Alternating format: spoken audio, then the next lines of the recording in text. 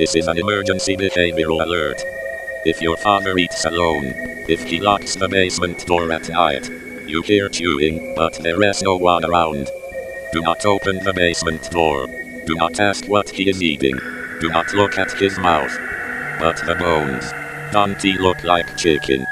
And each night, the chewing gets louder, louder and closer, and one day, he'll run out of things downstairs.